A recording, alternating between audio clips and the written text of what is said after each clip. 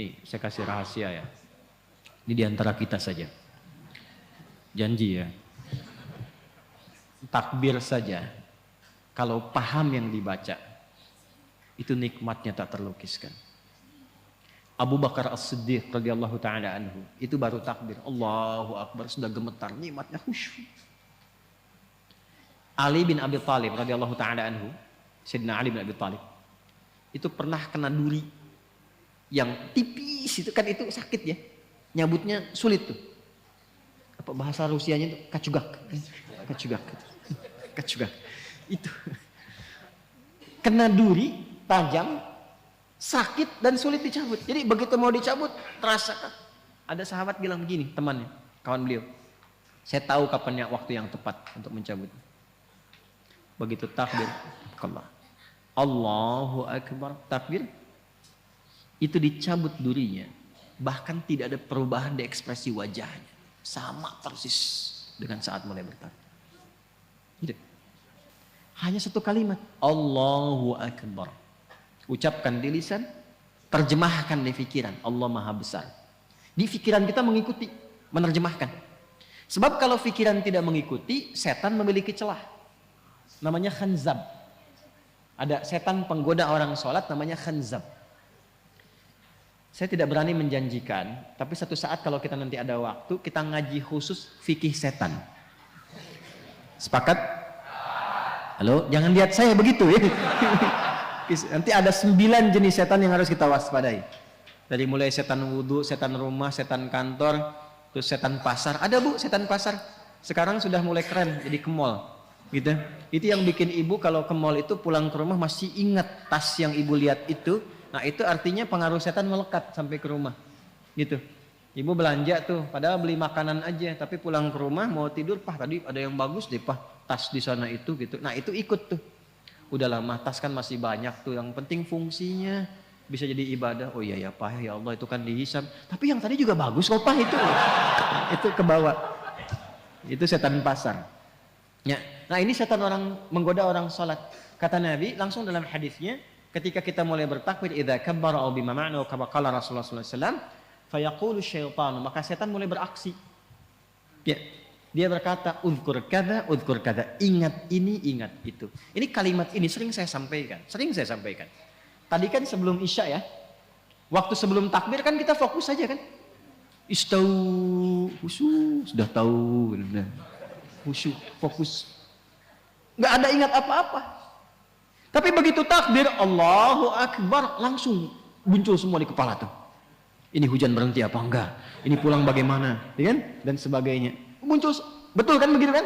Muncul kan? Betul. Nah, berarti hadisnya benar. Dan Nabi nggak mungkin salah karena ada petunjuk wahyu. Hatta la yash'ura lil musalli kam raq'atan yusalli. Sampai ada orang sholat itu tidak menyadari berapa rakaat sebetulnya dia sedang menunaikan sholat. Pasti terjadi. Nanti subuh kejadian nih besok nih. Jadi begitu Anda takbir dari mulai tahajud, kalau yang tahajud, nanti kata-kata saya ini akan muncul lagi tuh. Allahu Akbar, ingat nih setan akan menggoda ini. Itu setan. Itu setan. Walaupun dia datang untuk mengingatkan, tapi tetap dia setan. Dia setan. Cara mengatasinya bagaimana? Nah, jadi mengetahui, memahami bacaan sholat itu menjadi penting untuk menepis itu. Jadi begitu bertakbir Allahu Akbar, pikiran menerjemahkan Allah Maha Besar, hati meresapi langsung. Ya Allah, aku berikrar Engkau yang Maha Besar. Tapi sebelum sholat bahkan aku membawa kebesaran dalam kehidupan. Sombong kepada kawan, merasa yang paling hebat dengan pasangan, yang tinggi dibandingkan dengan kawan, merasa yang paling agung, tinggi kedudukan dan sebagainya. Dibawa, bagaimana kalau Engkau wafatkan aku sekarang dan aku merasa dalam kebesaran itu? Tobat ya Allah, aku mohon ampun. Ini yang membuat Abu Bakar As-Siddiq radhiyallahu taala anhu, sahabat terbaik, imannya tinggi, dekat dengan Nabi, hidupnya membersamai Nabi, hijrah jadi pendamping Nabi, di kuburan menjadi teman Nabi, di akhirat membersamai Rasulullah. Itu takbir Allahu Akbar sampai menangis mengingat itu. Maka dalam kesadaran itulah kita mengucapkan Allahumma ba'id baini wa baina khataaya kama ba'adta bainal masyriqi wal maghrib. Khataaya, ya kecil di belakang itu ya pengakuan. Ya Allah, saya mengakui saya ini banyak salahnya. Hamba ini banyak maksiatnya ya Allah. Sedangkan hamba masih mengaku hambamu. Hamba berharap surgamu, hamba berharap pertemuan dengan Rasulullah, tapi hamba mengakui hamba banyak dosa. Maka Anda katakan kalau memang dalam sholat ini hamba pun masih membawa banyak dosa, ya Allah, dengan ampunanmu yang tanpa batas, mohon ampuni dosa hamba dan jauhkan dari hamba sejauh-jauhnya seperti engkau jauhkan timur dan barat yang tidak pernah bertemu. Hamba malu bertemu denganmu ya Allah dalam keburukan. Itu maksudnya. Maka kita katakan juga di doa yang lain ada 12 jenis doa iftitah. Ini atau wajjahtu wajhiya lilladzi fatara as-samawati wal arda hanifan musliman wa ma ana minal inna salati wa nusuki wa mahyaya wa mamati lillahi rabbil la syarika lahu bidzalika umirtu wa ana minal. Makanya doa itu seringkali disandingkan dengan pembuka juga iftitah. Allahu akbar kabira walhamdulillahi subhanallahi bukratan asila. Baru masuk ke wajah tuhnya. Itu untuk menguatkan kepada jiwa. Ya Allah, aku merendah, aku pasrah. Hamba yang banyak salah. Aku hadapkan dirimu sepenuhnya, pasrah, sepasrah-pasrahnya pada penguasa langit dan bumi. Saya sholat, saya beribadah, bahkan hamba hidup, bahkan engkau wafatkan hamba sekarang dalam sholat. Hamba pasrah ya Allah. Yang penting engkau akui hamba sebagai seorang muslim. Hamba berjanji, kalaupun setelah sholat ini diberikan kesempatan hidup, maka hamba akan menjadi muslim yang patuh dan baik setelah ini. Wa ana minal muslimin. Buktinya apa?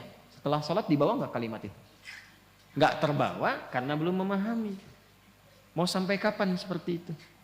Sedangkan kita sudah ribuan kali menunaikan sholat. Kenapa dari sekian ribu itu tidak ada yang kita usahakan untuk menikmati sholat itu? Sudah nikmat belum? Tapi kan yang penting benar rukunnya Ustaz, betul. Dan itu mengangkat kewajiban, menghilangkan dosa. Ada pahala kalau rukun terpenuhi. Tapi problemnya, ada nggak dampaknya kepada jiwa yang terasakan dalam menjalani kehidupan dunia? Sebab dulu orang sholat itu bukan hanya menggugurkan hukum, berubah menjadi orang baik. Paham?